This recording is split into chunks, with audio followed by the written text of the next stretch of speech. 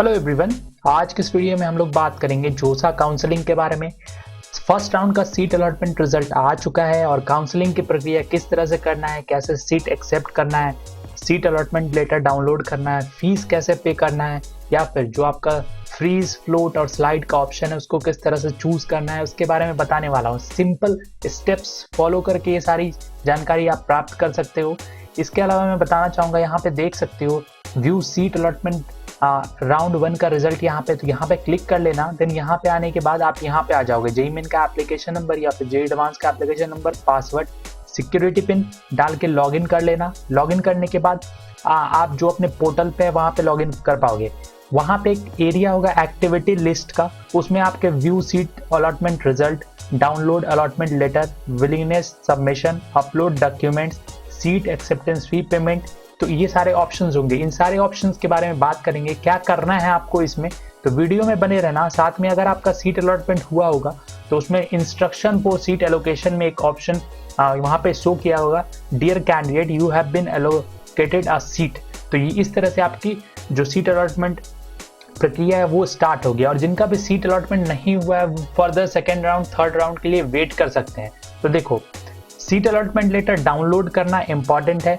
साथ में कुछ कमेंट्स भी आए हैं, उसका भी रिप्लाई करूंगा। तो देखो, आप पहले शेड्यूल चेक कर लेते हैं।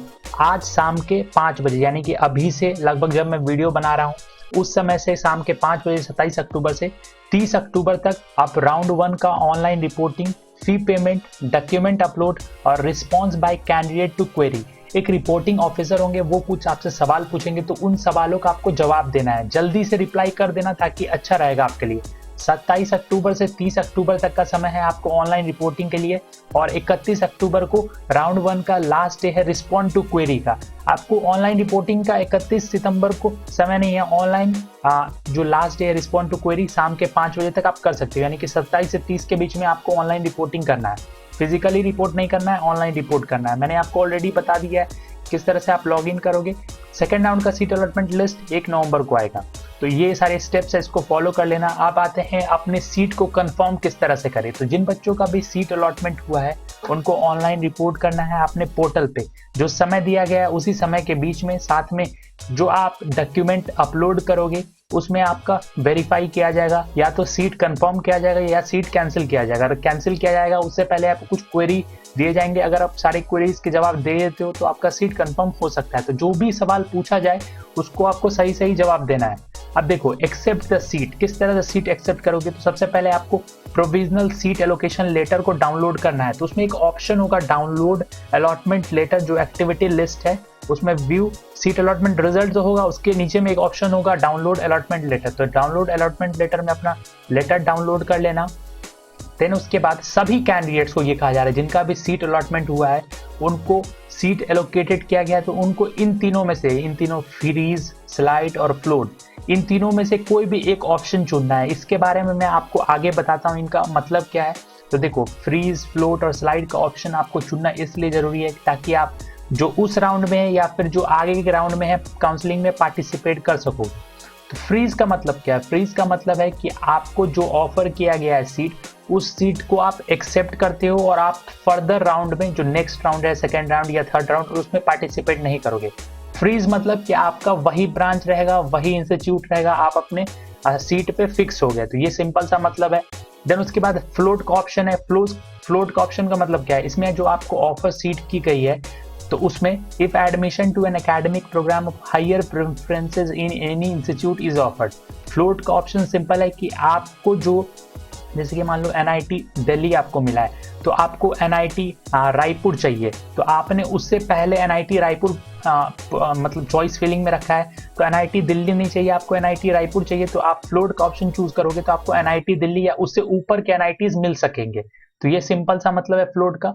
और स्लाइड का मतलब ये है कि आपको मान लो जैसे आईआईटी बॉम्बे आपको मिला है, तो आईआईटी बॉम्बे में आपने बहुत सारे ब्रांचेस सेलेक्ट किए होंगे, computer science, IT, mechanical, electrical, तो आपको मान लो इलेक्ट्रिकल मिल गया, तो स्लाइड ऑप्शन चूज करोगे तो आपका इंस्टीट्यूट तो वही रहेगा लेकिन आपके ब्रांचेस अपग्रेड हो सकते हैं। आपको इंफॉर्मेशन टेक्नोलॉजी भी मिल सकता है, कंप्यूटर साइंस भी मिल सकता है, जो ऊपर के ब्रांचेस आपने प्रेफर किए।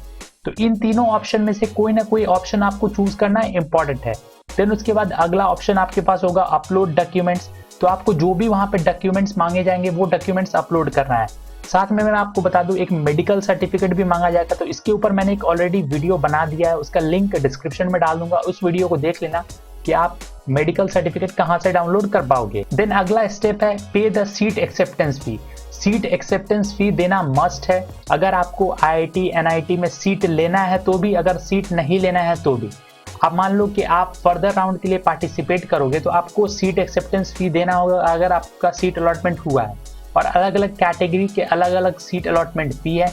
और जो सीट एक्सेप्टेंस फी है, इससे क्या होता है ना कि इससे आपका सीट कंफर्म होता है, और आपका जो ये फीस है ये आपके जब जो भी इंस्टीट्यूट में आप एडमिशन लोगे उसमें मैनेज कर दिया जाएगा, तो कोई भी टेंशन लेने की बात नहीं है। अगर मान लो आप विड्रॉ करना चाहते हो तो जोसा का जो प्रोसेसिंग फी है उसको काट के 2000 रुपये और आपका सीट एक्सेप्टेंस फी वापस कर दिया जाएगा।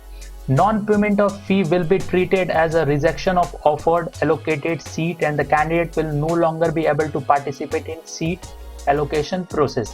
फी पेमेंट नहीं करते हो तो आपको जो सीट है वो तो रिजेक्ट होगा ही, साथ में आप जो फर्दर राउंड में पार्टिसिपेट भी नहीं कर पाओगे। तो सीट एक्सेप्टेंस फी देना जरूरी है अगर आपका सीट अलॉटमेंट हुआ है। सीट एक्सेप्टेंस फी देख सकते हो 15,000 रुपये उन कैटेगरी के लिए है जो कि SC, ST, general PWD, general EWS, PWD, OBC, NCL, PWD, SC, PWD, ST, PWD है, और 35,000 रुपये ऑल अदर कैंडिडेट्स के लिए, यानी कि जनरल EWS और OBC, NCL कैंडिडेट्स के लिए। साथ में इसमें 2,000 रुपये इंक्लूडेड है जो कि जोसा का प्रोसेसिंग चार्जेस है। सीट एक्सेप्टेंस फी जो है आपका वो एक्सक्लूड कर दिया जाएगा। जोसा processing charge will be adjusted against the admission fee. आप देखो 2,000 रुपये हटा के जो पैसे बचेंगे, मतलब कि जैसे 33,000 और 13,000, तो ये आपके इंस्टीट्यूट के फी में वहाँ पे मैनेज कर लिया जाएगा, एडजस्ट कर दिया जाएगा। साथ में सीट एक्सेप्टेंस फी आप net banking, debit card, credit card या फिर स्टेट बैंक ऑफ इंडिया के ई-चालान के थ्रू पेड कर सकते हो। ज़्यादा अच्छा है कि आप ऑनलाइन पेड कर दो, डेबिट कार्ड, क्रेडिट कार्ड या फिर नेट बैंकिंग, सारे के पास अभी होते हैं ये सारी चीज़ें। देन स्टेप नंबर 4 काफ़ी इंपॉर्टेंट है, रिस्पॉन्ड टू क्वेरी। जो आपके रिपोर्टिंग ऑफिसर हैं आपके डॉक्यूमेंट वेरिफिकेशन के समय कुछ सवाल पूछेंगे आपसे, कुछ क्वेश्चन रेज करेंगे, तो उसको ऑनलाइन मोड में आपके पोर्टल पे थ्रू कैंडिडेट पोर्टल, तो आपको उन सभी का जवाब देना है। जितना जल्दी से जल्दी हो सके आप जवाब दोगे तो ज़्यादा अच्छा रहेगा। Failure to respond the query may lead to cancellation of the allocated seat and the candidate may out of JOSA 2021 process.